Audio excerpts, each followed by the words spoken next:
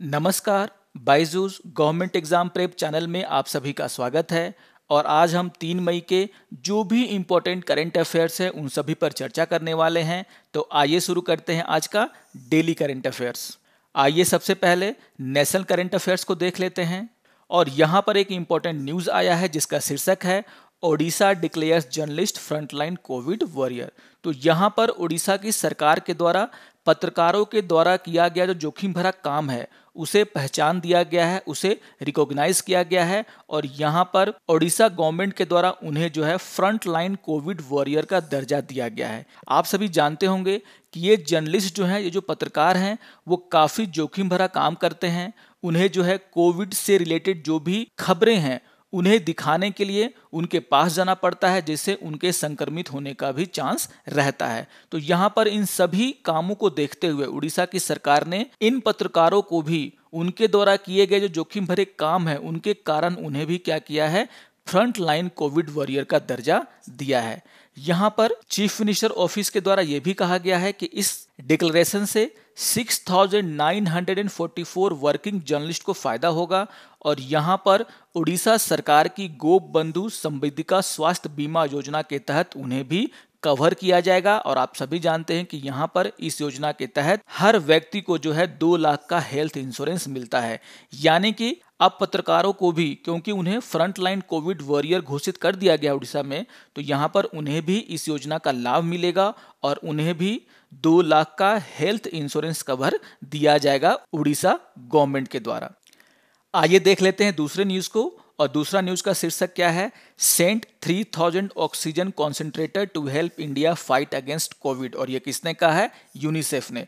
तो यूनिसेफ ने भारत को सहायता प्रदान की है और यहाँ पर उसके द्वारा कहा गया है कि उसके द्वारा 3000 ऑक्सीजन कॉन्सेंट्रेटर जो है वो भेजे गए हैं भारत में। और हम सभी जानते हैं कि भारत जो है अभी कोरोना वायरस की दूसरी वेव से लड़ रहा है और यहाँ पर ऑक्सीजन की काफ़ी कमी देखी जा रही है। इसी को देखते हुए यूनिसेफ ने भारत सरकार के मदद करने के लिए 3000 ऑक्सीजन कॉन्सेंट्रेटर यहाँ पर आपूर्ति की है। इसके अलावा भारत को 500 हाई फ्लो नेजल कैंसुअल्स और 85 RT-PCR मशीन भी यहाँ पर दिया जा रहा है। तो यहाँ पर एक मदद पहुँचाई गई है यूनिसेफ के द्वारा भारत की स्थिति को देखते हुए। यहाँ पर यूनिसेफ के द्वारा ये भी जानकारी दी गई है कि it is supporting the procurement and installation of 25 oxygen plant for hospital in north east and Maharashtra.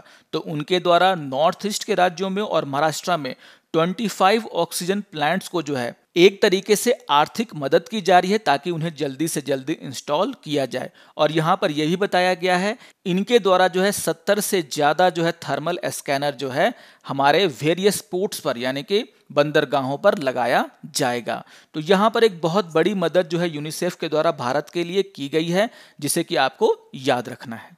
आइए अब कुछ इंटरनेशनल न्यूज़ को देख लेते हैं। और यहाँ पर न्यूज़ क्या आया है कि US clear sale of 6 P-8I patrol aircraft to India. तो यहाँ पर यूएस के द्वारा भारत सरकार को यानी कि यहाँ की नेवी को जो है 6 P-8I पेट्रोल एयरक्राफ्ट की सप्लाई की जाएगी। यहाँ पर मैं आपको बता दूं कि इस पूरे का पूरा सौदा का जो कीमत है वो कितना है, 2.42 बिलियन है। तो आपको याद रखना है पेट्रोल एयरक्राफ्ट का नाम, जिसे हम क्या बोलते हैं, P-8I। पी का मतलब यहाँ पर पेसोडियन होता है, लेकिन आप शॉर्ट में भी इसको याद रख सकते हैं P-8I। आपको ये भी याद रखना है कि ये कोई फाइटर प्लेन नहीं है, ये क्या है, पेट्रोल एयरक्राफ्ट है जो कि नेवी के लिए बहुत ही फायदेमंद है, उनके काम आता है। यहाँ पर एक छोटा सा इंपॉर्टेंट पॉइंट आपको याद रखना है कि जो ओरिजिनल प्लान था P-8I पेट्रोल एयरक्राफ्ट को खरीदने का वो 10 नंबर में खरीदने का था, लेकिन यहाँ पर बजटीय बाधाओं के कारण, पैसे की कमी के कारण भारत सरकार ने क्या किया है, उसकी संख्या 6 कर दी है। तो आपको याद रखना है कि भारत सरकार यूएस से 6 P-8I पेट्रोल एयरक्राफ्ट खरीद रहा है, जिसकी कीमत कितनी है, 2.42 बिलियन। आइए अब एक और न्यूज़ को देख लेते हैं। और न्यूज़ का शीर्षक क्या है, WHO approves Moderna vaccine for emergency use.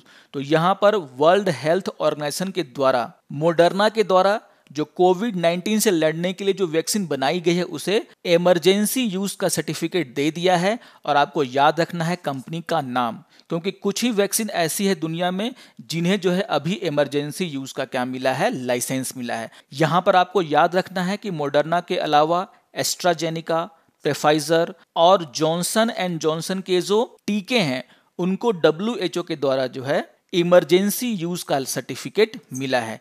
यहां पर जो है आपको ये याद रखना है कि कौन कौन सी कंपनियां ऐसी हैं जिनके टीकों को अभी दुनिया में यूज किया जा रहा है, जिन्हें WHO क्या करता है अपनी तरफ से यूज करने के लिए जो है लाइसेंस देता है दुनिया के और दूसरे देशों में। यहां पर यह भी बताया गया है WHO के द्वारा कि इसी तरीके का अवेलेबल चाइना के द्वारा बनाए गए जो 2 टीके हैं जिनका नाम क्या है सिनोफार्म और सिनोवैक, उन्हें जो है आने वाले समय में दिया जा सकता है। यानी कि आने वाले समय में दुनिया में कोरोना से लड़ने वाले वैक्सीन की संख्या बढ़ने वाली है। आप जानते हैं कि बहुत सारे दुनिया के ऐसे देश हैं जिनके पास ये सुविधा नहीं है कि वो पता कर सकें कि कौन सी वैक्सीन जो है सेफ है और कौन सी वैक्सीन सेफ नहीं है। तो यहाँ पर ऐसे देशों की मदद के लिए WHO क्या करता है, वैक्सीन को सेफ होने का लाइसेंस देता है, जिससे कि दुनिया के देश क्या कर सकें, इन वैक्सीन को अपने यहाँ यूज कर सकें। तो यहाँ पर इस रिपोर्ट को भी आप लोग ध्यान से देखिएगा कि चाइना के द्वारा जो 2 वैक्सीन हैं जिनका नाम मैंने क्या बताया, सिनोफार्म और सिनोवैक, उन्हें भी WHO के द्वारा आने वाले दिनों में क्या मिल सकता है,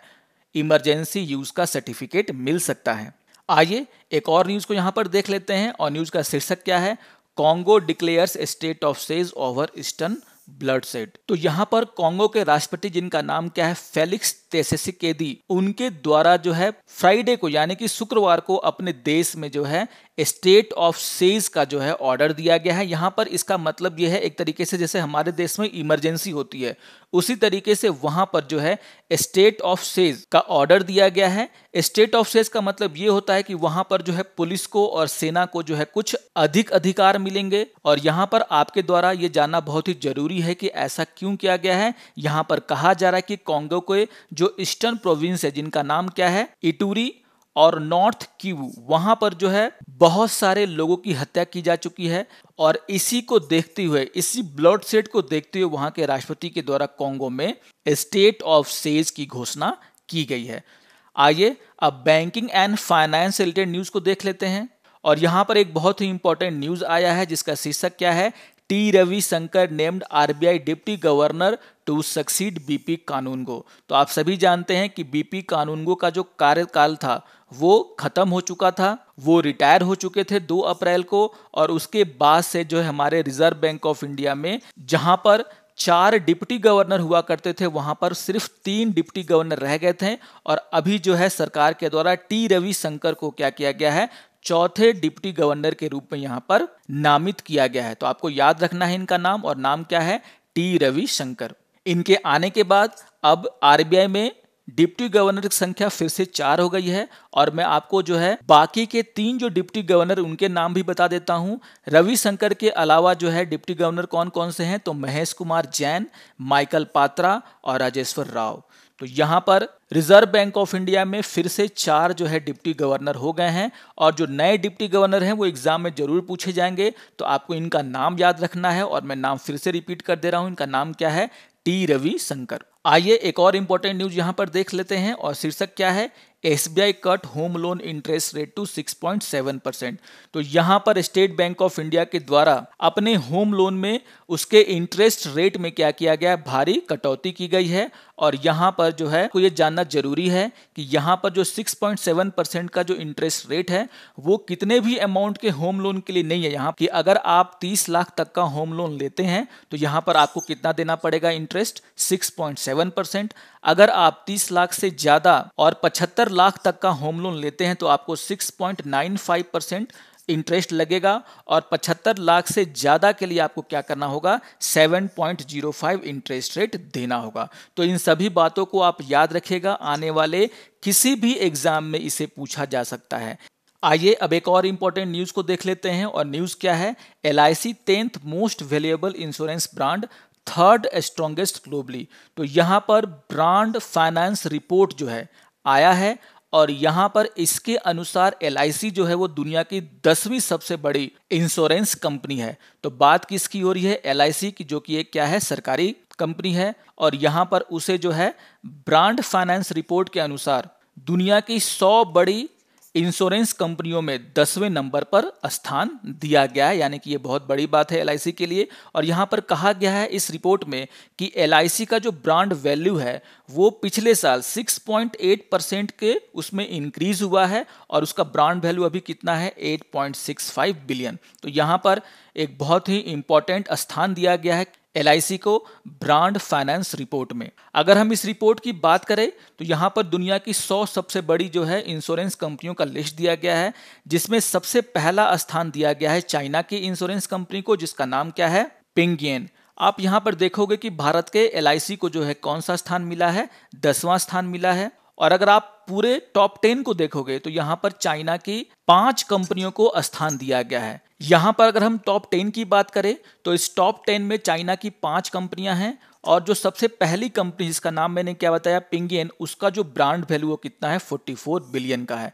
तो यानी कि टॉप 10 में जो है चाइना का दबदबा है। यहाँ पर उसके 5 ऐसी कंपनियां हैं जो कि क्या है, टॉप 10 में उन्होंने क्या बनाया है, जगह बनाया है। आइए एक और न्यूज को यहाँ पर देख लेते हैं जिसका शीर्षक है US put India on priority watch list for IP protection and enforcement. तो यहाँ पर यूनाइटेड स्टेट ऑफ अमेरिका के द्वारा भारत को और दूसरे 8 देशों को priority watch list for IP protection and enforcement का जो एक सूची बनाया गया उसमें रखा गया है। यहाँ पर आपको याद रखना है कि भारत के अलावा जो 8 देश वो कौन कौन से हैं, अर्जेंटीना, चिली, चाइना, इंडोनेशिया, रसिया, सऊदी अरेबिया, यूक्रेन और वेनेजुएला। इसके साथ साथ भारत भी जो है क्या है, यूएस के इस लिस्ट में है। तो यहाँ पर अमेरिका के द्वारा इन देशों पर नजर रखी जाएगी ताकि उनके द्वारा जो है अमेरिका का जो आईपी यानी कि इंटेलेक्चुअल प्रॉपर्टी का जो भी लॉ है उसको जो यहाँ पर उसका कॉपी नहीं किया जाए, उसको तोड़ा ना जाए। आइए अब various national and international personality news को देख लेते हैं। और यहाँ पर न्यूज़ क्या आया कि former Asian Games gold medallist GM Khan dies in Pune. तो यहाँ पर एक बहुत ही सैड न्यूज़ है और यहाँ पर 1982 के एशियन गेम्स में गोल्ड मेडलिस्ट राइडर, नाम क्या था उनका, कर्नल गुलाम मोहम्मद खान, उनका जो है निधन हो गया है पुणे में और उनकी उम्र क्या थी, 74 ईयर। तो बहुत ही इंपॉर्टेंट न्यूज़ है, आपको इनका नाम याद रखना है क्योंकि इनके द्वारा और इनकी टीम के द्वारा 1982 में जो है एशियन गेम्स में गोल्ड मेडल जीता गया था। यहाँ पर इनके बारे में कुछ और जानकारियां हैं, जैसे यहाँ पर पॉइंट नंबर 2 में क्या लिखा गया है कि 1980 से 1990 के बीच में he was the captain of ASC team और during which his team won the national title 6 times and he become individual national champion 4 time. तो 1980 से 90 के जो दशक है उसमें इनका पूरा का पूरा दबदबा था अपने गेम्स में और इनकी टीम के द्वारा नेशनल टाइटल 6 टाइम जीता गया है और खुद इन्होंने इंडिविजुअली जो है नेशनल चैंपियंस ये रखे हैं 4 टाइम्स। तो यहाँ पर आपको याद रखना है इनका नाम। और अगर हम 1982 के एशियन गेम्स की बात करें तो यहाँ पर भी उनके टीम के द्वारा यहाँ पर गोल्ड मेडल जीता गया था और इंडिविजुअली कर्नल खान ने जो है क्या जीता था, सिल्वर मेडल। तो यहाँ पर इनका नाम आपको याद रखना है, बहुत ही इंपॉर्टेंट व्यक्ति थे खेल जगत से जुड़े हुए, उनका यहाँ पर क्या हो गया है, आज निधन हो गया है। आइए अब स्पोर्ट्स न्यूज़ को देख लेते हैं और यहाँ पर न्यूज़ क्या है, Hamilton notches up 97th win. तो यहाँ पर लुइस हैमिल्टन के द्वारा पुर्तगीज ग्रैंड पिक्स टाइटल को जो है जीत लिया गया है और यहाँ पर यह कहा गया है कि ये उनका कौन सा जीत है, 97th विन है। तो आपको याद रखना है कि लुइस हैमिल्टन के द्वारा जो कि 7 टाइम्स वर्ल्ड चैंपियन रह चुके हैं, उनके द्वारा जो है पुर्तगीज ग्रैंड पिक्स को जीत लिया गया है और ये जीत उनकी 97th जीत थी। आइए एक और न्यूज़ को देख लेते हैं और न्यूज़ क्या है, जैक मिलर विंस स्पेनिश मोटो जीपी। तो नाम याद रखिएगा कि ऑस्ट्रेलियन जैक मिलर, उन्होंने जो है स्पेनिश ग्रैंड मोटो जीपी को जो है जीत लिया है संडे को। तो न्यूज़ याद रखिएगा, ऑस्ट्रेलियन जैक मिलर के द्वारा स्पेनिश ग्रैंड मोटर जीपी को जीत लिया गया है और यह उनका जो है दूसरा विक्ट्री है। आइए अब इंपॉर्टेंट डेज की बात कर लेते हैं। आज 3 मई है और आज के दिन को हम वर्ल्ड प्रेस फ्रीडम डे के रूप में सेलिब्रेट करते हैं। बहुत ही इंपॉर्टेंट डे है एग्जाम पॉइंट ऑफ व्यू से, तो आपको याद रखना है 3 मई वर्ल्ड प्रेस फ्रीडम डे। और यहाँ पर बार बार जो है इस डे का जो है थीम पूछा जाता है आपसे। और यहाँ पर वर्ल्ड प्रेस फ्रीडम डे 2021 का थीम क्या है? Information as public good. देखिए यहाँ पर भी लिखा हुआ है इंफॉर्मेशन एज पब्लिक गुड। तो आपको याद रखना है इसके थीम को। बार बार एग्जाम में जो है पूछा जाता है कि वर्ल्ड प्रेस फ्रीडम डे कब मनाया जाता है या फिर उसका जो है थीम क्या है। तो याद रखिएगा इंफॉर्मेशन एज पब्लिक गुड। अगर हम इसके हिस्ट्री की बात करें कब से इसे मनाया जाने लगा, तो यहाँ पर 1993 से यूनाइटेड नेशन जनरल असेंबली के द्वारा मई 3 को जो है वर्ल्ड प्रेस फ्रीडम डे के रूप में घोषित किया गया। और यह घोषणा यूनेस्को के द्वारा 1991 में उनके 26 जनरल कॉन्फ्रेंस में यह रिकमेंडेशन दिया गया था कि दुनिया को जो है क्या करना चाहिए, 3 मई को वर्ल्ड प्रेस फ्रीडम डे के रूप में सेलिब्रेट करना चाहिए। और यहाँ पर यूनेस्को के द्वारा 1991 में ये जो रिकमेंडेशन है वो इसलिए किया गया था क्योंकि यहाँ पर उसी साल जो है विंडहॉक डिक्लेरेशन हुआ था। और ये विंडहॉक डिक्लेरेशन क्या है, यहाँ पर अफ्रीकन जर्नलिस्टों के द्वारा जो यहाँ पर प्रेस फ्रीडम को लेकर के एक सेमिनार हुआ था, वहाँ पर एक बहुत ही ज़बरदस्त भाषण दिया गया था, बहुत ही जोरदार बातें कही गई थी किस तरीके से दुनिया में जो है प्रेस फ्रीडम को हमें और आगे ले जाना चाहिए। और वो जो सेमिनार है वो 3 मई को क्या हुआ था, कंक्लूड हुआ था, उसकी समाप्ति हुई थी। और यहाँ पर यूनेस्को के द्वारा इसी को देखते हुए 1991 में ही 26 जनरल कॉन्फ्रेंस में ये बात कही गई थी कि 3 मई को हम क्या करेंगे, वर्ल्ड प्रेस फ्रीडम डे के रूप में मनाएंगे, जिसे कि यूनाइटेड नेशन के द्वारा स्वीकार कर लिया गया। और 1993 में यूनाइटेड नेशन ने यह घोषणा कर दी कि 3 मई क्या होगा, आपका वर्ल्ड प्रेस फ्रीडम डे के रूप में सेलिब्रेट किया जाएगा। और आपको जानना यह बहुत ही जरूरी है कि यहाँ पर ये जो विंडहॉक डिक्लेरेशन है जो कि 1991 में हुआ था, उसके जो है 30 साल हो गए हैं आज। यहाँ पर आप सभी को एक बहुत ही इंपॉर्टेंट बात याद रखनी है, वर्ल्ड प्रेस फ्रीडम डे के दिन वर्ल्ड प्रेस फ्रीडम प्राइज भी दिया जाता है। और यहाँ पर 2021 में फिलीपींस की इन्वेस्टिगेटिव जर्नलिस्ट और मीडिया एग्जीक्यूटिव जिनका नाम क्या है, मारिया रेसा, उन्हें जो है UNESCO World Press Freedom Prize से नवाजा गया है। तो आपको नाम याद रखना है, बहुत ही इंपॉर्टेंट ये न्यूज़ है कि यहाँ पर इस साल का वर्ल्ड प्रेस फ्रीडम प्राइज किसे दिया गया है। तो आपको नाम याद रखना है किसका, मारिया रेसा, जो कि कहाँ की है, फिलीपींस की है। और ये जो अवार्ड सेरेमनी है वो 2 मई को विंडहॉक नामीबिया, ये भी याद रखना आपको, यहाँ पर बहुत ही इंपॉर्टेंट जानकारी दी है। तो ये भी आपको याद रखना, ये बहुत ही इंपॉर्टेंट जानकारी है कि यहाँ पर ये जो सेरेमनी होगी, जिस सेरेमनी में उन्हें ये पुरस्कार दिया जाएगा, वो कहाँ पर होने वाला है, विंडहॉक नामीबिया में, जो कि 2 मई को यहाँ पर आयोजित किया गया। आइए अब आज के इंपॉर्टेंट फैक्ट्स के बारे में जान लेते हैं। और यहाँ पर मैंने आपको most important latest GI tag का जो लिस्ट है दिया गया है, जिसे 2020-21 में दिया गया है। तो आप सभी जानते हैं कि जीआई टैग को एग्जाम में पूछा जाता है। और यहाँ पर जो लेटेस्ट जीआई टैग दिया गया है उनकी यहाँ पर मैंने चर्चा की है। जैसे यहाँ पर तेजपुर लीची जो कि असम में होता है, उसे जीआई टैग मिला है। यहाँ पर झारखंड में सोहराई और कोहबर कला जो है उसे जो है यहाँ पर जीआई टैग मिला है। यहाँ पर मणिपुर के चग हाओ और काले चावल को क्या किया गया है, जीआई टैग दिया गया है। तो बहुत बार आपसे एग्जाम में ये पूछा जाएगा कि जो सोहराई और कोहबर कला है उसे जो जीआई टैग दिया गया है वो किस राज्य से जुड़ा हुआ है। तो आपको याद रखना क्या है, झारखंड। इसी तरीके से तंजौर नेती और अरुम्बाउर लकड़ी पर नक्काशी का जो यहाँ पर जीआई टैग मिला है वो किस स्टेट से जुड़ा हुआ है, तमिलनाडु से। और यहाँ पर गुच्ची और मोरेल मशरूम ये किससे जुड़ा हुआ है, यहाँ पर जो जीआई टैग मिला है वो किस स्टेट से जुड़ा हुआ है, जम्मू एंड कश्मीर से। तो जो भी जीआई टैग 2020-21 के दौरान आपको दिए गए हैं, जो भी मुझे इंपॉर्टेंट लगा है मैंने आपको दे दिया है। इसके अलावा भी कुछ जीआई टैग हैं जो मैं आगे वाले अंक में आपको दूंगा। तो आप इन सभी को याद कर लेना, क्योंकि किसी भी एग्जाम में आपसे पूछा जा सकता है कि ये जो जीआई टैग्स हैं वो किन स्टेट से बिलोंग करते हैं। आइए अब आज के करंट अफेयर्स पर आधारित कुछ क्वेश्चन को देख लेते हैं। और यहाँ पर क्वेश्चन नंबर 1 क्या है कि which state has declare journalist frontline Covid warrior. तो यहाँ पर आपको बताना है किस राज्य ने पत्रकारों को फ्रंटलाइन कोविड योद्धा घोषित किया है। और आपके ऑप्शन है Odisha, Goa, Karnataka, none of the above. आइए देख लेते हैं क्वेश्चन नंबर 2 को। और क्वेश्चन नंबर 2 क्या है, P8I इज ए, यानी कि P8I क्या है। आपके ऑप्शन है missile, patrol aircraft, fighter plane और टैंक। आइए देख लेते हैं क्वेश्चन नंबर 3 को। और क्वेश्चन नंबर 3 क्या है? विच vaccine has approve by WHO for emergency use, यानी कि किस टीके को आपातकालीन उपयोग के लिए WHO द्वारा अनुमोदित किया गया है। और आपके ऑप्शन है मोडर्ना, एस्ट्राजेनिका, प्फाइजर और चौथा है आपका ऑल ऑफ द एबव। तो बहुत ही ध्यान से इसका आंसर दीजिएगा। आइए देख लेते हैं क्वेश्चन नंबर 4 को। और क्वेश्चन नंबर 4 क्या है? Which country has declare state of says, यानी कि किस देश ने जो है स्टेट ऑफ सेज की घोषणा की है। और आपके ऑप्शन है ब्राजील, कॉन्गो, घाना और डी है आपका नॉन ऑफ द एबव। आइए देख लेते हैं क्वेश्चन नंबर 5 को। और क्वेश्चन नंबर 5 क्या है? What is the theme for World Press Freedom Day 2021। और आपके ऑप्शन है information as a public good, दूसरा है पब्लिक गुड, सी है इंफॉर्मेशन फॉर ऑल और डी है नॉन ऑफ द एबव। आइए देख लेते हैं क्वेश्चन नंबर 6 को। और क्वेश्चन नंबर 6 क्या है? Who on the Portuguese grand prix.